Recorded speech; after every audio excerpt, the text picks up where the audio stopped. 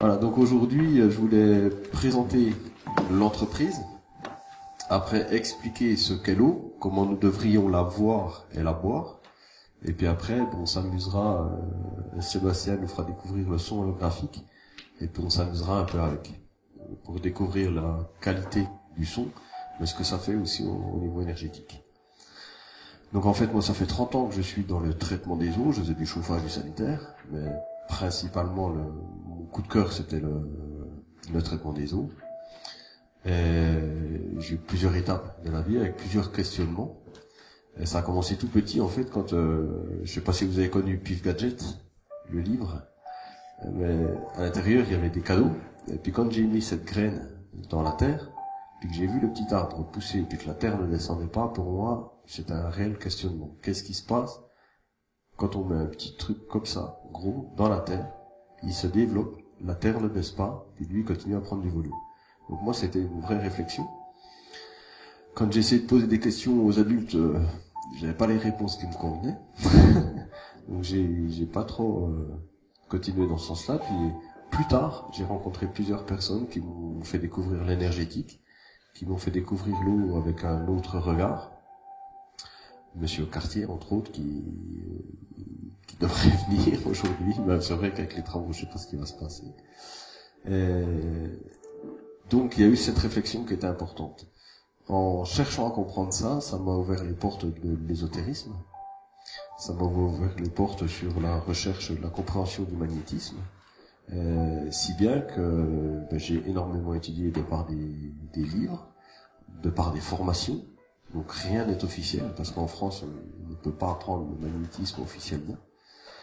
Et j'en suis arrivé à faire le lien entre l'eau et l'énergétique. Qu'est-ce que la vie, en fait? J'étais très critique, je me sentais vraiment pas bien dans cette société comme elle fonctionne. J'ai l'impression que les gens sont tous pour leur pomme, en fait. Il y a vraiment de l'égoïsme. Ça ne me convenait pas. Dans la première entreprise, on vendait du chauffage par rapport à des réglementations, par rapport à des textes. Et moi, je ne me sentais pas bien dedans parce que en fait, ça ne correspond pas à la réalité du terrain. Parce qu'on nous apprend en formation, à mon sens, tout est faux. Donc j'ai voulu comprendre tout ça. L'humain, j'ai voulu comprendre l'énergie quantique, j'ai voulu comprendre la vie. Donc ça m'a pris 15 ans à étudier. Mes parents se demandaient ce qui se passait quand je fermais mes portes à clé et puis qu'ils entendaient des musiques bizarres à travers la porte. Ça les a peut-être un petit peu inquiétés. Et puis, donc à un moment donné, j'ai découvert la physique quantique et la physique quantique a donné énormément d'explications par rapport au ressenti que j'avais. Donc pour l'entreprise, j'ai passé plusieurs années à être très critique par rapport à la démocratie comme elle est représentée aujourd'hui. Et à un moment donné, j'ai dit arrête de critiquer, essaye de monter l'exemple. Donc on a fondé cette coopérative, j'ai fondé la coopérative, la toute première pierre c'est moi qui l'ai mise. J'ai voulu que dans les statuts, il y ait la valeur bonheur, équilibre et équité. Je dis, moi, je ne démarre pas cette coopérative si on n'a pas ces valeurs en face de la réflexion. Donc aujourd'hui, on a 4 gros actionnaires dans un groupe pilote. Et on a un peu plus d'une dizaine d'actionnaires à côté du groupe pilote.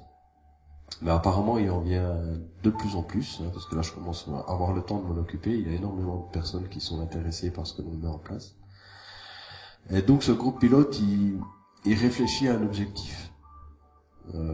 À la rentrée d'un produit, par exemple dans le catalogue, comment est-ce qu'on rémunère les gens, plein de choses différentes. On fait un tour de table et lorsque l'on pense avoir bien cerné le problème, on se pose des questions, enfin c'est même pas qu'on se pose des questions à la fin, c'est qu'on prend en considération cette valeur bonheur, équilibre et équité. Et si on pense qu'on a bien répondu à ça, on met l'objet en ligne. Et les autres actionnaires, à ce moment-là, viennent émettre une critique, ou pas de critique, parce qu'en démocratie, celui qui dit rien, il considère qu'il est d'accord avec nous. Si on a un compliment, on prend aussi, ça fait du bien. Mais si on a une critique très subjective, ou si on a 10 critiques équivalentes, on reprend le texte. Ça veut dire qu'on a loupé quelque chose, et après on le remet en ligne, jusqu'à ce qu'on ait plus de critiques subjectives, ou moins de 10 critiques équivalentes. Donc l'entreprise fonctionne comme ça veut dire qu'il n'y a plus le pouvoir à une personne. Moi je suis le président de la coopérative, Sébastien on est le directeur général, mais il n'y a plus de personnes qui dirigent pour la totalité des décisions. C'est vraiment des décisions communes. Donc il peut pas y avoir de débordement, puisque tout est ouvert à tout le monde. Du moment que nous sommes actionnaires dans la coopérative, nous sommes au courant de tout. Les livres de compte sont ouverts, les actions qui s'y passent sont visibles par tout le monde, etc. Et on évolue tous en même temps. Ça veut dire que tous les salariés qui viennent dans la coopérative, au poste de responsabilité, ont le même salaire, on évolue sur le même schéma de rémunération. Après, que les gens qui viendront travailler, par exemple, en tant que salariés, vont tous évoluer au même niveau de rémunération. On veut vraiment faire quelque chose qui soit équilibré pour tout le monde. Donc on prend en compte cette valeur honneur. Donc c'est vrai que pour beaucoup de personnes, ça paraît être un rêve, pas réalisable. Et bien nous, on l'a fait. Donc maintenant, on peut pas dire que ça n'existe pas. Ça existe. Il y a des textes. On a fait des statuts qui sont passés par un bureau de juristes, en fait. On a une avocate du droit du travail du droit d'entreprise, en fait, aussi. Et puis elle a repris le préambule pour que ces notions-là soient retenues dans l'entreprise. Donc voilà où nous en sommes aujourd'hui. Donc on cherche des actionnaires, mais pas des actionnaires qui viennent pour forcément faire de l'argent. C'est pas comme des actions en banque, c'est des actionnaires qui viennent soutenir le projet. Et bien sûr, s'il y a des bénéfices, quand même, il y a un retour derrière. Donc on cherche des gens qui sont en conscience, qui viennent nous rejoindre, mais en conscience. Donc la société, c'est une SAS. Donc ça, c'est une société de base, comme une SARL. Et la société coopérative d'intérêt collectif est hébergée par cette SAS. Donc la société coopérative d'intérêt collectif, elle a donc un intérêt collectif. Et cet intérêt collectif, c'est la protection de la cellule hydrique de par la qualité de l'eau et l'information vibratoire qui la contient. Voilà. Donc la vie, en fait. Parce que la cellule hydrique, c'est autant le végétal que l'animal que l'humain. Une cellule hydrique ne peut pas fonctionner comme il faut avec une eau polluée ou avec une mauvaise fréquence. Il faut savoir qu'une maladie, c'est une cellule hydrique qui a une fréquence qui est dégénératrice, en fait. C'est des schémas très courts, mais ça fonctionne à peu près comme ça. Donc voilà ce qu'est la coopérative, voilà ce que j'ai voulu mettre en place, et voilà ce qui est mis en place aujourd'hui. Est-ce qu'on va essayer de développer donc au niveau France, Belgique et Luxembourg. Donc pour l'instant, la coopérative a racheté mon entreprise au Energy Concept. Donc à compter du 1er août, c'est Réseau Pro, Raison d'être qui a repris le flambeau de mon travail. Et le plus rapidement possible, on va racheter donc l'entreprise de Sébastien qui diffuse les produits Nature Design et les enceintes sur la France, le Luxembourg et la Belgique. On a rencontré le directeur de Nature Design la semaine dernière. Il va rentrer dans l'actionnariat. Donc quand on a des industriels qui commencent à rentrer dans l'actionnariat d'une entreprise comme ça, ça veut dire que on est pris un peu au sérieux. Le distributeur mondial du GIE est rentré dans l'actionnariat. Donc c'est pas le fabricant même, mais c'est celui qui s'occupe de la diffusion de ses produits au niveau mondial. Il est rentré dans l'actionnariat. Un de ses associés va venir certainement nous rejoindre courant de l'année prochaine, mais même pour être dans le groupe pilote. Donc on a plusieurs industriels qui vont venir nous retrouver. Nous avons des artisans qui viennent nous retrouver dans l'actionnariat aussi.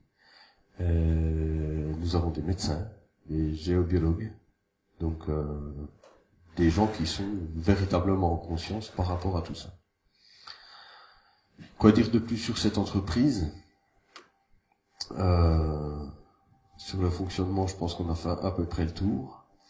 Donc nous cherchons des produits qui soient en lien justement avec soit la qualité de l'eau ou la qualité de fréquence apportée aux vivants.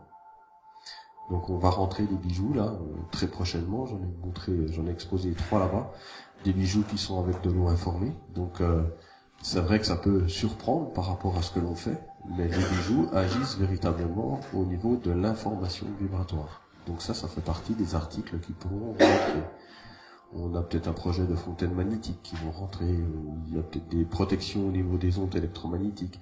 Il y aura plein de choses qui vont rentrer dans cette coopérative qui sont vraiment reliées à ces valeurs-là. Donc voilà pour ce qui est de la coopérative. Dans l'objet, on ne fait pas que de la vente. On a vraiment pour intérêt d'essayer d'éveiller les consciences. Aujourd'hui, la science a fait un bond en avant qui est phénoménal, qui remet totalement en question tout ce qui est physique, chimique, médecine, etc. Avec des choses qui sont fondées, qui sont prouvées. Ce n'est plus des paroles en l'air. Avant, on parlait de gourou, on parlait de magnétiseur et manipulation. Aujourd'hui, la science a validé énormément de choses. Donc on a le choix de continuer à vivre comme on le faisait jusqu'à présent par rapport à ce que l'on nous a appris, ou alors on se pose la question de qu'est-ce qui est la réalité et comment on réagit par rapport à cette nouvelle réalité.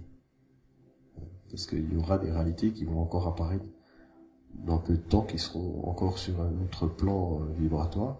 Mais aujourd'hui, pour les gens cartésiens comme je suis, parce qu'à la base je suis quelqu'un de très cartésien, quand je magnétise par exemple une orange et puis que je vois qu'au bout de 8 mois, elle a juste séché mais qu'elle est encore intacte, alors que le reste du kilo d'orange que j'ai pris à moisi au bout de 15 jours, on constate qu'il s'est passé quelque chose. C'est dans le déni de dire qu'il ne se passe rien. Quand on prend de l'eau dynamisée, puis une eau qui sort du robinet morte, qu'on la donne à boire à deux animaux, à un animal, on met 2 gamelles différentes en face de l'animal il va se diriger vers l'eau, pas vers l'eau. On constate qu'il y a quelque chose. Et il y a plein aujourd'hui d'appareils qui permettent de mesurer tout ça. Le GDV, Crillian, aujourd'hui on arrive à mesurer ces énergies. Donc à un moment donné, qu'est-ce qu'on fait? Est-ce qu'on reste sur le savoir acquis, ou est-ce qu'on se tourne vers cette nouvelle science qui est la physique quantique, et est-ce qu'on essaye d'évoluer par rapport à cette nouvelle science? Nous, c'est ce qu'on a fait. Ce printemps, on va avoir 2 physiciens qui vont venir faire une conférence à Charquemont. Donc c'est Yann Oliveau, nous travaillons avec Yann Oliveau. Yann Oliveau a écrit ce livre-là, La nature de l'eau. Personnellement, j'en ai compris un peu plus de la moitié. C'est un livre qui est assez complexe à comprendre, mais rien que le résultat de ce livre vous permet de comprendre là où nous en sommes avec l'eau. Il a 3 étapes, c'est l'eau et l'homme, l'eau et la science, l'eau et la santé. Donc c'est vraiment 3 plans qui sont importants de prendre en considération. Aujourd'hui, c'est vrai que la plupart des gens, l'eau c'est quoi? C'est un élément qui mouille, qui gèle, qui est en gaz, et puis qui véhicule des éléments comme le calcaire et la pollution. Pour la plupart des gens, l'eau c'est ça s'arrête là. On ouvre le robinet, il y en a. On ferme le robinet, ça s'arrête, et puis quand on va l'ouvrir, il va de nouveau y en avoir. Alors même ça, faut le voir autrement. Parce qu'on en a ici, mais au niveau de la planète, ça commence à devenir difficile pour certains. Donc, bon, je ne vais plus parler de l'entreprise, je pense que vous avez compris comment elle fonctionne. Maintenant, on va aborder le sujet de l'eau. Donc l'eau, aujourd'hui, c'est comment est-ce que nous devrions la voir et comment est-ce que nous devrions la boire. Donc il faut comprendre que l'eau, elle est née juste après le Big Bang. Une partie de l'eau. L'hydrogène, juste après le Big Bang, l'hydrogène était présente. Les étoiles se sont formées et l'oxygène s'est trouvé dans ces agrégats d'étoiles. Je simplifie, parce que pour rien que ça, ce que je viens de vous dire, ça prend 4 à 5 heures pour l'expliquer. J'essaie de vraiment vous faire comprendre sur une échelle de temps où se situe la naissance de l'eau. Donc il y a déjà eu l'hydrogène à la naissance de l'univers après le Big Bang, puis quand les étoiles se sont concrétisées, elles ont expulsé l'oxygène. L'oxygène s'est associé à l'hydrogène et ça a fait l'eau. Donc l'eau, en fait, bonjour, l'eau qui est sur notre planète, elle est là depuis la naissance de la Terre, et l'eau qui était à l'époque est exactement la même que celle que l'on boit aujourd'hui. C'est-à-dire que l'eau qui est dans une carafe là-bas, eh ben, il y a des milliers d'années, elle a été bue par un dinosaure, elle a été contenue par des plantes, elle a été dans l'océan, elle a certainement été dans les rivières, dans les nuages, dans l'air ambiant, etc. Donc une goutte d'eau, en fait, elle a un parcours de vie qu'on n'imagine pas. C'est phénoménal. C'est toujours la même eau. Il y a 120 millions d'années, l'eau qui était sur Terre et l'eau qui est dans cette carafe, c'est exactement la même. Voilà. Donc il faut prendre conscience de ça. Aujourd'hui, la mémoire de l'eau a été validée. Donc une goutte d'eau, ça doit être à peu près 150 millions de mégaoctets de mémoire, hein, si je ne me trompe pas, c'est plus puissant que l'ordinateur du Pentagone. Donc quand on sait le parcours qu'elle a eu, on peut imaginer ce qu'elle est capable de restituer. J'ai fait un salon à Lourdes il y a 3 semaines maintenant, et une personne m'a prêté un CD sur le chant des plantes. Donc il y a un physicien qui a branché des plantes avec des électrodes, et ces fréquences, il les a transformées en notes.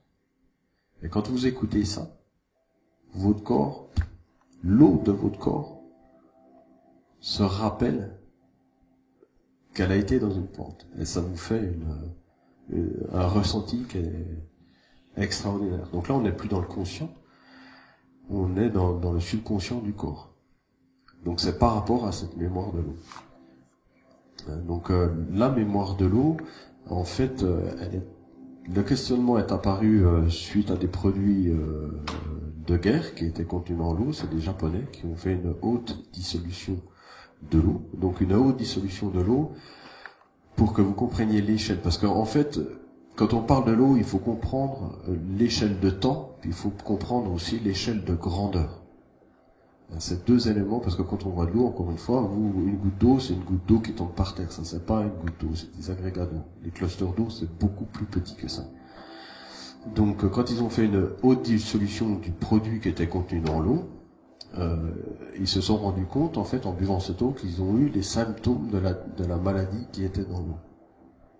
Donc, ils se sont demandé pourquoi. Donc, une haute dissolution, c'est à peu près comme si vous preniez une topette d'huile essentielle, que vous l'achetez dans la Méditerranée, et puis que vous recherchiez la trace de cette huile essentielle. Une haute dissolution, ça correspond à ça. Donc ça veut dire que le message, la matière n'est plus à l'intérieur de cette eau. On ne retrouve pas la trace de la matière. Par contre, quand on fait une analyse électromagnétique de cette eau, on retrouve le message du composant qui était à l'intérieur. Donc en fait, c'est les Japonais qui se sont posé la question. Il y a les Russes qui ont repris les travaux des Japonais. Les Russes ont un peu caché l'avancée de ces travaux. Après, Jacques Benveniste, qui est un physicien français, a repris ses travaux, il a publié la mémoire de l'eau. Ça lui a coûté son poste, ça lui a coûté son laboratoire, ça lui a même coûté la vie, quoi. Ça l'a tué. Personne ne lui a tiré une balle, mais ça l'a tué. Après, Luc Montagnier a repris les travaux de Jacques Benveniste, et puis lui, il l'a validé. Il a fait une expérience, en fait. Il a pris un virus, il a fait une haute dissolution de ce virus contenu dans l'eau. Donc le virus n'était plus visible dans l'eau. Il a fait une analyse électromagnétique aussi de cette eau. Il l'a transformée en message informatique. Il a envoyé ce message à des milliers de kilomètres. Un autre scientifique a pris ce message, il l'a retransformé en message magnétique. Et on a retrouvé la trace, la symbolique vibratoire du virus. Donc ça veut dire que même si le virus n'était plus contenu dans l'eau, son message, lui, était encore enregistré à l'intérieur. Donc à partir de là, la mémoire de l'eau, aux yeux de la science, est validée. Donc c'est pour ça, est-ce qu'on fait avec, ou est-ce qu'on fait sans? Enfin, chacun sa conscience. Nous, on a décidé de faire avec. Et on a des produits qui agissent surtout sur ce point de vue-là de l'eau. Et quand on voit ce que ça fait, au niveau des animaux, au niveau des plantes, au niveau de l'humain, nous, on ne se pose plus la question de savoir si ça marche ou si ça marche pas. On ne fait que de constater. Et plus on a d'installations, plus on voit ce qu'il se passe sur le terrain. On a encore un agriculteur qui est venu hier, depuis les Hautes-Alpes, la Haute-Savoie, pardon. Il a 220 têtes de bétail, il a vu son bétail changer dès le lendemain. Il n'y a pas une vache, 220 vaches. Il a posé l'appareil le lendemain, le comportement des vaches avait changé, le lisier a changé, l'épandage dans les champs, là où il a mis l'appareil, l'eau de l'appareil, il a vu qu'il y avait une évolution. Donc voilà, il se passe vraiment plein de choses sur le terrain qu'on ne peut pas contester. Donc pour revenir à l'eau, il faut prendre conscience du volume de l'eau sur Terre. Parce que quand on dit la planète bleue, en fait cette planète bleue, c'est ce que je dis, elle est peinte en bleu. L'eau, elle est en surface. On suppose qu'il y a des océans sous terre, mais là, on n'en est encore pas là, on peut pas les exploiter, c'est encore de la recherche. Mais en fait, l'eau, elle est en surface. Et quand on prend l'eau dans son volume, si on prend la Terre, on imagine que la Terre, c'est un volume comme ça, l'eau des océans, des rivières, etc., c'est ce volume-là. L'eau douce, c'est ce volume-là. Et l'eau potable, ben, c'est un petit point là au milieu. Donc c'est ça qu'il faut qu'on se partage entre tous.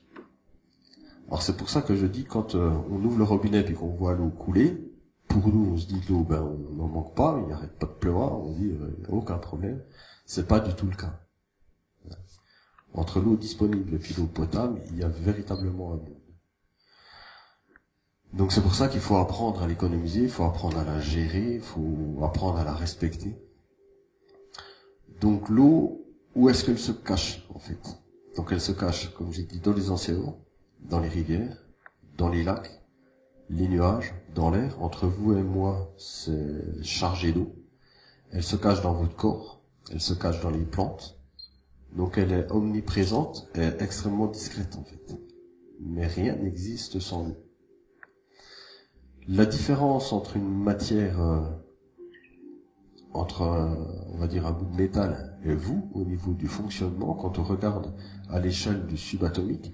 Alors aujourd'hui, l'échelle du subatomique, pour vous redonner une échelle de grandeur, si vous prenez l'univers, pour comprendre ce que nous sommes capables aujourd'hui d'observer, à l'échelle de l'univers, on dessine un arbre. Et aujourd'hui, dans la science, nous sommes capables de visionner l'arbre dans l'univers. Donc ça vous donne un petit peu la conscience de l'échelle de grandeur de ce que nous pouvons observer aujourd'hui. Donc quand on accepte de regarder à cette échelle-là, puis qu'on regarde la matière à cette échelle-là, et ben on comprend en fait que la matière, elle n'existe quasiment pas. Si on prend tout l'univers et qu'on la compresse, c'est un cube de 20 cm sur 20 cm. La matière de l'univers compressé, c'est 20 cm sur 20 cm. Donc quand on prend par exemple le fonctionnement, donc moi j'ai un dessin animé qui est sur mon site, c'est la physique quantique pour les nuls. Donc ça moi je le conseille à tout le monde, c'est très bien expliqué, c'est une personne âgée qui vole puis qui dit en démarrant, j'aime bien ça, il dit si ce que nous avons appris à l'école n'était pas totalement juste. Juste, vrai. Donc quand on rentre dans le monde du subatomique pour voir la matière, on se rend compte qu'il y a des électrons qui tournent autour d'un proton. Ces électrons sont en mouvement constant. Si on prend deux électrons, qu'on les met à l'échelle d'une orange, l'espace qu'il y a entre ces électrons, entre les oranges, c'est 2 terrains de foot. Donc ça veut bien dire que dans la matière, entre les aimants subatomiques, il n'y a que du vide. Alors aujourd'hui, de par la recherche des scientifiques, ils ont bien compris en fait que ce vide, c'est pas un vide total, c'est un vide que l'on appelle quantique. Et ce vide, il est plein de choses que l'on ne connaît pas encore. C'est pas parce que l'homme considère que c'est vide, que c'est réellement vide. Ils ont fait une expérience du vide quantique dans un cube, c'était un cube transparent. Ils ont créé le vide à l'intérieur de ce cube. Il y avait 2 plaques métalliques qui étaient l'une près de l'autre. Ils les ont rapprochées. Et à un moment donné, toc, elles se sont collées. Donc si elles se sont attirées l'une à l'autre, c'est parce qu'il y a un déséquilibre. Donc un déséquilibre de rien, ça n'existe pas. Donc, vu qu'ils ont fait le vide puis qu'elles se sont attirées, c'est qu'il y a eu un déséquilibre de matière, mais de matière que l'on ne connaît pas encore aujourd'hui. Voilà. C'est comme des bateaux qui sont à quai. Vous avez déjà vu au bord d'un port, quand vous avez des bateaux qui sont à quai, s'il y a deux bateaux qui sont l'un à côté de l'autre puis qu'il n'y en a pas plus loin, les deux bateaux qui sont l'un à côté de l'autre, pof, ils se collent. Parce qu'il y a un déséquilibre de masse. Donc on s'est rendu compte que ça c'est exactement la même chose dans le vide. Donc c'est la preuve que le vide n'est pas vide. Qu'il nous reste énormément de choses à découvrir.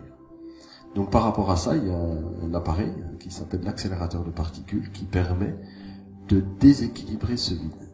Marc-Henri résume très bien ça, parce que là, ce que je suis en train de vous parler, c'est tous les livres là-bas, voire plus. Donc j'ai pas le temps de tout vous expliquer aujourd'hui. Lui, ce vide, justement, il l'exprime en deux forces qui s'opposent. Les deux forces équivalentes qui s'opposent dans ce vide. C'est un peu plus complexe que ça, mais pour le résumer, ça marche à peu près comme ça. Et l'accélérateur de particules, lui, il a la capacité de déséquilibrer ces deux forces. Et lorsque l'on déséquilibre ces deux forces, donc il ressort une nouvelle matière. Donc quand on a vu ça, c'est pour ça qu'il y a eu le boson de Higgs qui a été découvert dernièrement, le pentaquartz, plein de nouvelles molécules qui sont en train de découvrir dans ce vide que l'on ne connaissait pas il y a peu de temps. Donc l'évolution de la science, en fait, si on trace une constante et puis l'abscisse, on prend 350 années comme ça, donc on trace le 100% de ce que l'on connaît aujourd'hui. L'évolution de la science, elle a fait ça, comme ça. Ces 30 dernières années, elle a fait ça, puis ces 5 dernières années, elle a fait ça. Et aujourd'hui, d'un jour à l'autre, on peut faire un bond gigantesque en avant, ou même reculer un peu, parce qu'il y a des expériences qui nous font nous remettre en question.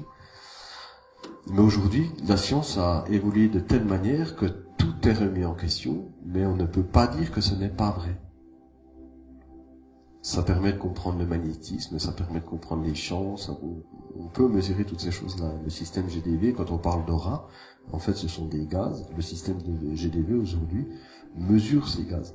Donc on ne peut pas dire que ça n'existe pas puisqu'ils sont mesurés. Il y a vraiment une évolution qui est énorme. Donc l'eau, en fait, c'est l'élément qui permet de prendre toutes ces fréquences. Et elle s'organise par rapport à ces fréquences pour constituer l'élément. Un végétal, c'est plus de 99% d'eau. Vous, c'est plus de 99% d'eau au niveau cellulaire. La médecine aujourd'hui, elle vous dit vous êtes fait de 50 à 70% d'eau. En fait, c'est de la masse. Et nous ne sommes pas une masse, nous sommes un volume cellulaire. Une masse, c'est quelque chose de fixe. Et un volume cellulaire, c'est quand on se déplace. Là, on devient un volume. Vous pesez un objet hydrique sur une balance qui n'est pas en mouvement. Si vous le mettez en mouvement, il n'aura pas du tout le même poids. Donc, il faut bien comprendre que la cellule hydrique, ce n'est pas ce que l'on voit d'habitude. Votre os, il est fait de 99% d'eau. Votre sang est fait de 99% d'eau, pourtant il n'a pas la même forme, il n'a pas la même densité.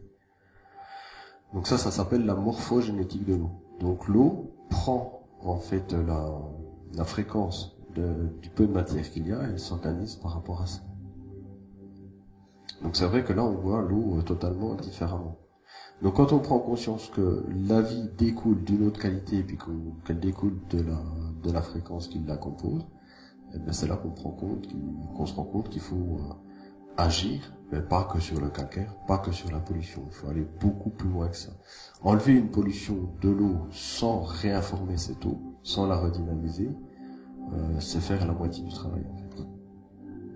Moi j'ai vendu pas mal d'osmoseurs à l'époque. Aujourd'hui je me rends compte que c'était loin d'être suffisant. Il faut véritablement la réinformer. Donc on peut faire des expériences, on a rempli plusieurs carafes d'eau avec des fleurs de vie qui sont de différentes couleurs, vous goûtez l'eau de chacune de ces carafes, et elles n'auront pas le même goût. Simplement de par la forme et la couleur, ça change l'intention.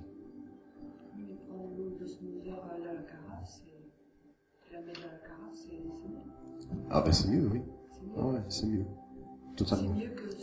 Alors, ce qu'il faut, c'est ce que j'essaye de dire, quand on prend un osmoseur, on la travaille avec, comment dire ça, avec violence. L'eau, elle ne supporte pas d'être dans une tuyauterie, elle ne supporte pas d'être filtrée dans des filtres extrêmement fins. Donc, nous, on a plutôt fait le choix de prendre des appareils qui vont pas la violenter avant de la redynamiser.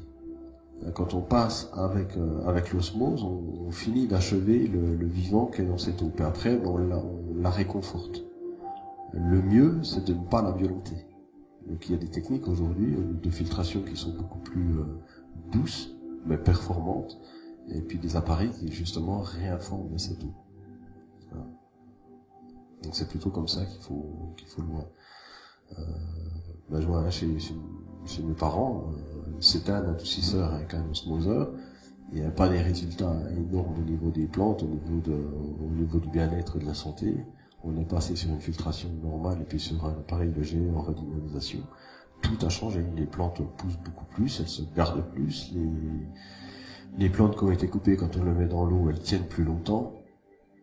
Les animaux boivent beaucoup plus, nous on boit beaucoup plus. Les analyses de sang dans toute la famille, parce que c'est vrai que toute la famille a été équipée, dans toute la famille, les analyses de sang se sont améliorées, quoi. Partout. Et c'est à chaque fois suite à la pose de ces appareils. Donc on peut plus le nier, quoi. C'est vraiment...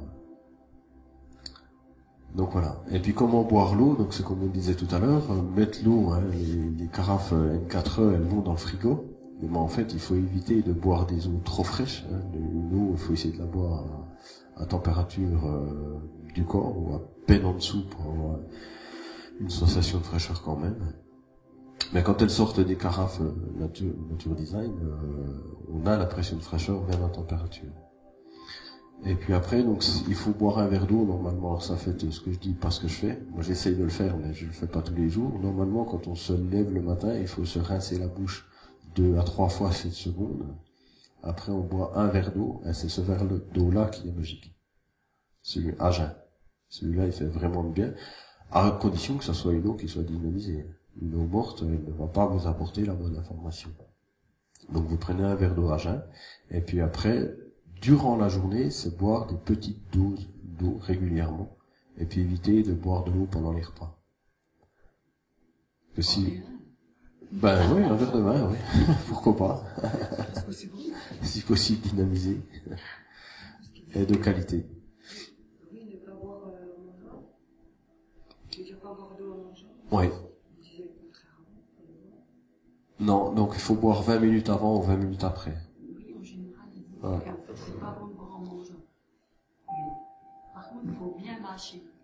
Oui. On avale, ce soit du jambouille dans la bouche. Mais, Ouais. On en parlait hier, mais Sébastien nous l'a raconté hier. C'est vrai que normalement, avant d'avaler un élément, il faudrait le mâcher 37 fois, je crois, c'est ça. Ouais. Donc ça, personne ne le fait, quoi. 37 fois, personne ne le fait. Mais en tout cas, quand on boit pendant le repas, on dissout l'acide, en fait. On dissout l'acide, et puis il y a une moins bonne efficacité. Donc il faut boire avant ou après. Mais un verre de vin, alors, quand les gens disent, moi, je bois beaucoup, mais pas d'eau, eh ben, ça sert pas à grand chose. Quand on dit boire de l'eau, c'est boire de l'eau.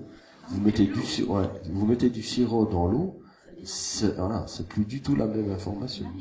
C'est véritablement boire de l'eau qu'il faut faire. Donc c'est des petites gorgées régulièrement. Donc c'est pas toujours simple d'avoir de l'eau à disposition, mais c'est ce qu'il faudrait faire. Moi je sais que j'ai une bouteille quasiment toujours avec moi, et j'essaye d'en boire régulièrement durant toute la journée. Donc voilà, j'ai fait un petit peu le tour de l'eau. J'ai fait un peu plus court que d'habitude parce qu'il y a moins de... tu passes pour son chat. J'ai offert un verre de là, il y a le fleur dedans. Le chat est toujours encore dans ce prix de cette tasse. Non mais les animaux, c'est... Ouais. Moi quand je fais des travails en séance énergétique, sur les plantes, c'est mesurable tout de suite. Sur les animaux, il n'y a aucun problème parce que l'animal lui va choisir. Moi quand je fais le tour de mes entretiens d'adoucisseurs, je présente mes mains, il y a des animaux qui viennent, puis il y a des animaux qui partent. Parce qu'il y a des animaux qui n'ont pas besoin de soins, puis il y a des animaux qui ont besoin d'un soin. Les animaux qui ont besoin d'un soin, ils viennent. Ils viennent me demander. Donc c'est assez impressionnant. Les enfants, c'est pareil. Les enfants, il y a tout de suite une connexion qui se fait jusqu'à l'âge de 10-12 ans. C'est magique. Quand je fais une séance énergétique avec un enfant jusqu'à 12 ans, c'est magique. Après, il est dans le mensonge. Après, ça y est, il est rentré dans des dogmes, il est rentré dans ce qu'on lui a appris. Et puis il faut lui faire redécouvrir ce qu'il ressentait quand il était enfant. Mais par contre, sur les jeunes enfants, c'est magique ce qui se passe en séance. C'est impressionnant. Et eux m'en apprennent même. Parce qu'ils sont pas bloqués du tout. Donc c'est vrai qu'il y a un échange au niveau énergétique qui est très très très très riche. Après, quand il y a un adulte, il faut arriver à lui faire comprendre que nous sommes faits un petit peu d'autre chose que d'os et de sang, quoi. Nous ne sommes pas que de la matière. Nous sommes bien plus que ça. Et les gens, du moment qu'on arrive à les reconnecter à autre chose que la matière, ils ne veulent pas le croire. Donc il y a tout ce travail qui est à faire. Donc c'est pour ça que c'est beaucoup plus dur de travailler avec des adultes qu'avec des enfants ou des animaux. Donc c'est pour ça que les premières séances, moi généralement quand on me demande de faire une séance de Reiki ou magnétisme, je ne démarre pas forcément avec ça. Si c'est des gens qui sont éveillés en conscience, oui, on peut y aller. Mais si c'est des personnes qui ont des maux, qui ont des soucis, j'essaie d'expliquer avant tout ce qu'ils sont au niveau énergétique. Autrement, ça sert pas à grand chose. Les personnes vont passer un bon moment. Comme vous, hein, vous avez adressé, mais vous êtes déjà en conscience. Hein, déjà, c'est bien. Il n'y a pas tout ce travail-là à faire. Mais les gens vont passer un bon moment, mais ils vont ressortir de là, et puis 3-4 heures après, le travail est perdu, quoi. Donc il faut avant tout être en conscience. Et quand on arrive à être en conscience, il se passe des choses qui sont de l'ordre, comme je dis, du magique, quoi. Alors qui ne sont encore pas complètement explicables aujourd'hui. Hein, mais on a les grandes lignes. On comprend comment la vie se structure, on comprend ce qu'est la matière, on comprend le rôle de l'eau par rapport à l'organisation de la matière, on comprend énormément de choses, quoi. C'est la première fois que je vais aussi vite, que je fais le tour de la question aussi vite.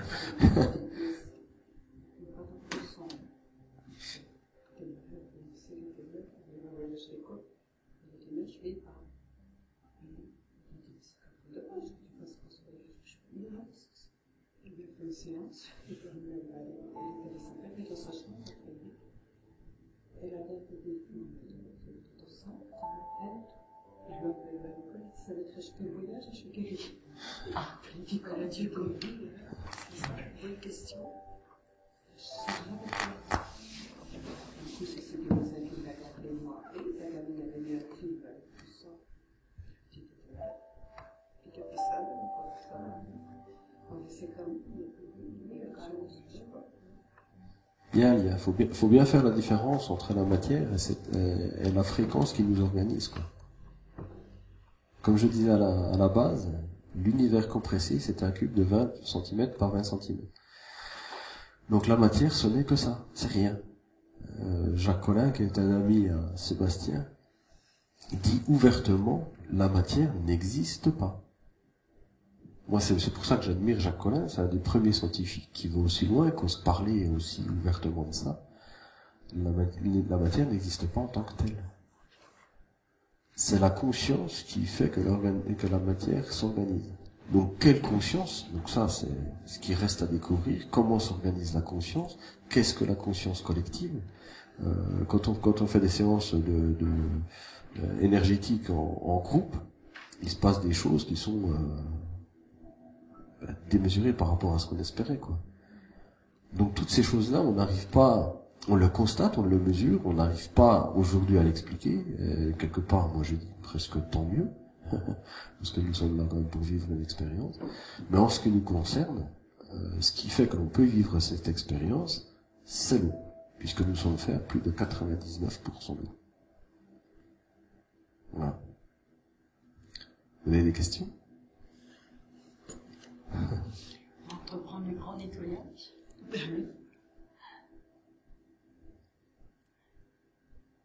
Est-ce que ça a répondu un peu à ce que vous veniez chercher ici? Oui. Pour moi, oui. Bon, d'habitude, j'explique plus de choses sur comment l'eau s'est fabriquée, où elle est stockée, je développe plus là-dessus. Mais il faut vraiment prendre conscience que s'il y a un élément qui est à protéger sur cette planète, c'est l'eau. Et s'il y a un élément qu'il faut prendre en compte pour aller mieux, c'est l'eau et l'information. C'est ces deux éléments-là. Parce qu'en fait, quand on parle de mauvaise nourriture, pour emmener ça à l'échelle subatomique, c'est des mauvaises informations qu'on ingère. C'est la fréquence qui est contenue dans ce que l'on mange qui interagit avec notre fréquence propre. Tout n'est que fréquence. Il faut vraiment apprendre à voir les choses sous forme de fréquence. Les maladies, Marc-Henri dit d'une maladie, ce n'est qu'une cellule hydrique désinformée. Ce n'est que ça. Dans une dizaine d'années, on sera capable de soigner des maladies avec les fréquences. Quand on voit ce qu'on est capable de faire rien qu'avec une paire d'enceintes et puis de la musique, qui sont des fréquences, imaginez au jour où on arrive à trouver... D'ailleurs, je travaille avec le docteur Catherine Girard-Ballon. D'habitude, quand je fais une porte ouverte, là, aujourd'hui, elle n'a pas pu venir. Elle travaille au physioscan ou au bioscope. Et en fait, c'est des appareils qui vous envoient des fréquences qui correspondent à vos organes jusqu'aux fréquences de l'ADN. Votre corps répond à ces fréquences et quand il y a un déséquilibre, on arrive à lire l'organe qui est ou qui sera touché. Ça détecte pas les cancers parce que les cancers, généralement, c'est déjà des cellules mortes qui n'émettent plus de fréquences. Donc le cancer, on peut pas le détecter. Mais par contre, s'il y a un début, une désorganisation qui peut aboutir à un cancer, ça, on peut le détecter. En lisant ces fréquences, on peut même remonter ce que l'on appelle nos talents, c'est-à-dire ce que l'on a dans nos gènes au niveau de nos consciences. Moi, j'ai fait le test, c'est impressionnant. On lit en vous, grâce à ces fréquences. Donc, il faut bien prendre en considération ça. Ce qu'il faut retenir, c'est que vous êtes fait de 99% d'eau, que le peu de matière que vous avez, quand on regarde dans le subatomique, c'est constitué de plus de 99% de vide, ou de choses que l'on ne connaît pas, et donc des fréquences qui sont sous telle ou telle forme. Et puis prendre conscience de l'importance de protéger cette molécule. Elle interagit instantanément avec son environnement. Donc il faut être conscient. Je vous dis, moi je côtoie quand même pas mal de scientifiques qui en ont marre on voit les livres qui sortent. Aujourd'hui, ils ont quand même beaucoup moins la langue de bois qu'avant. Oui, ouvrez les yeux, quoi. Ouvrez les yeux, puis admettez de voir le monde comme il est aujourd'hui. C'est pas joli, quoi. Les fleurs de Bach, c'est pareil. Les fleurs de Bach, c'était extraordinaire il y a peu de temps. Ça commence à dégénérer un peu parce que ils ont oublié une chose dans la fleur de Bach, c'est qu'il faut demander à la plante. Il n'y a plus beaucoup de personnes qui prennent le temps de demander à la plante de restituer ce qu'elle a à restituer. Et ça commence par ça. Maintenant, on a des médecins qui ne nous écoutent plus, il y a quand même plein de choses qui ne vont pas. Oui, non mais totalement. Inadmissible. Le premier des médicaments, c'est ce que je dis, c'est l'amour. Et on l'a supprimé de tout. À l'école, on vous apprend à être le meilleur, plus fort que les autres, plus intelligent que les autres. Mais à être plus à l'écoute, non. À être plus gentil, non. À être plus partageur, non. Ça, c'est le système scolaire. Donc à partir de là, les maladies, elles commencent à prendre racine à partir de là, à partir de ce déséquilibre-là. On vous crée des facteurs de stress. Une maladie, je vous dis, c'est une cellule hydrique qui est déséquilibrée. Regardez l'eau par rapport aux cellules qui ont été prises par Masaru Emoto. Vous voyez l'eau qui est maltraitée, vous voyez l'eau qui est bien traitée, et on voit la différence. Vous êtes fait de 99% d'eau. Donc, quand on vous rabaisse, quand on vous insulte, quand vous mangez trop acide, quand vous respirez un air de mauvaise qualité, c'est tous des facteurs de stress. Le stress, c'est pas forcément un mauvais patron. Hein. Le stress, c'est tous les environnements. Une couleur qui ne vous convient pas, c'est un stress. Ouais. Mais le stress, encore une fois, aujourd'hui, le stress, on l'a limité hein, dans son choix. Aujourd'hui, je suis stressé parce que mon travail ne me plaît pas. Mais le stress, c'est bien plus que ça. Bien plus que ça. Dans son environnement, dans l'habitat, il y a des maisons qui vous stressent, il y a des maisons qui ne vous stressent pas. De par les formes, de par les couleurs, de par où elle est implantée, etc. Ça, j'ai essayé d'en parler il y a 20 ans en arrière. On m'a foutu à la porte un petit peu de partout. Quoi. J'étais un utopiste.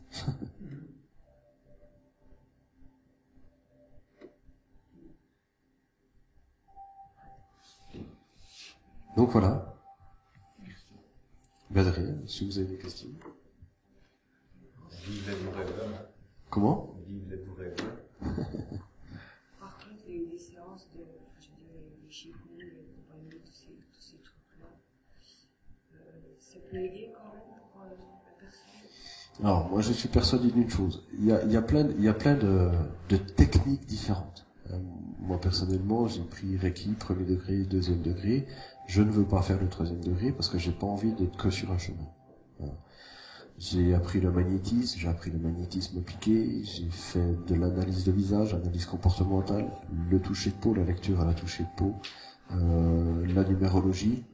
Et à chaque fois, je reviens exactement au même raisonnement, la source. Quelqu'un qui est capable de lâcher prise, de se raccorder en amour à la source, et ça vous l'appelez comme vous voulez, et ben ça y est, c'est parti. C'est pas plus compliqué que ça. Moi, plus j'apprends, plus je sais qu'aujourd'hui, il faut arrêter d'apprendre, il faut ressentir. Voilà, justement, parce que chez nous, c'est un genre de ressenti, en fait. Oui. J'ai essayé, mais en fait, je m'aperçois que là, ça va pas. J'ai arrêté, en fait. Oui, mais c'est parce que tu vas chercher un apprentissage à l'extérieur. L'apprentissage que tu dois découvrir, c'est celui que tu as déjà en toi. Alors, en fait, oui, j'y arrive pas parce que déjà, la première séance, il faut arriver à bailler, en fait. Naturellement, il faut arriver à bailler, et ça, et en fait... Un bon bailleur, on fait bailler. Non, mais j'étais... Parfois, j'ai dit, non, je peux pas, j'arrête. Non, mais c'est des techniques. C'est comme le yoga. Le yoga, on prend des positions au yoga. On n'est pas le même peuple qu'eux. C'est des gens qui, eux, pour méditer, se mettent en position fixe. Les Européens, à la base, nous sommes des explorateurs. On n'est pas fait pour rester fixe. En gros, quand on médite sur place, on se fait chier, on médite pas. Oui. Donc, pour méditer, moi, ce que j'essaie de faire, c'est de me mettre pieds nus, si possible dans le sable, je lâche prise, et puis là, il se passe des choses. Voilà. La méditation, c'est pas... Ou dans l'air, hein. Mais dans l'air, c'est ce que je dis ici, c'est pas toujours simple. Oui, ben ici. Mais la méditation, c'est du lâcher prise. Moi, je me rappelle, il y a 10 ans en arrière, je suis allé voir plein de personnes pour me dire, mais apprenez-moi à méditer, quoi. Et puis, il y a une personne qui me dit, mais je n'ai pas à vous apprendre à méditer. Lâcher prise, c'est tout. Mais oui, mais lâcher prise. C'est quoi lâcher prise? C'est dur. C'est vrai que c'est pas facile, c'est pas évident. Non, tout à fait. Parce que c'est votre conscience qui prend le dessus. Mais oui. Il faut essayer de réfléchir avec le corps, quoi, pas avec la tête. Bon, là, on s'éloigne un petit peu de l'eau, mais non, mais c'est complètement... Non, mais c'est complètement lié, quoi. Véritablement. Hein. Encore une fois, ce que l'eau de votre corps s'organise par rapport à votre conscience aussi, par rapport à votre pensée. On a trois systèmes d'intelligence dans le corps. On a le système digestif, qui est le premier. On a le cœur et on a le cerveau. Si on doit le chercher à localiser l'ego, ben il est dans le cerveau. Si on veut chercher notre petit ange, il est dans le cœur. Et puis ce qui nous relie au reste du vivant, ben c'est dans l'estomac. Enfin, le système digestif, pas l'estomac, c'est l'intestin grêle. Mais c'est le plus puissant organe de relation avec l'extérieur. En fait. Donc c'est toutes ces choses-là qu'il faut... donc c'est ce que je dis aux personnes, si vous ne changez que votre nourriture, ça va pas être suffisant. Si vous ne changez que votre eau, ça va pas être suffisant. Si vous ne changez que vos comportements, là, ça peut bien fonctionner. Parce que la première des choses à faire, c'est faire le travail sur soi. Parce que c'est vrai qu'aujourd'hui, il y a des êtres prana, je sais pas si vous avez entendu parler, qui se nourrissent que de lumière, et ça fonctionne. Le corps est capable de transformer l'eau dans l'air, de l'absorber. On n'a pas besoin de boire et de manger. Moi, personnellement, je considère que je suis pas sur Terre pour vivre cette expérience-là. Il y en a qui décident de le faire, c'est très bien pour eux. Moi, j'aime bien faire quelques bêtises. C'est comme je dis, la valeur, moi, que je défends avant tout, c'est le bonheur. Voilà. Et puis je la trouve aussi dans une mauvaise nourriture. Après, c'est la dose. Voilà. Aujourd'hui, on a tous une pollution suffisante dans le corps pour développer toutes les maladies. Il y a des personnes qui les développent, et il y a des personnes qui ne les développent pas. On est tous faits pareil. C'est uniquement les fréquences qui changent. Donc les fréquences, elles viennent de plein de choses différentes. Voilà.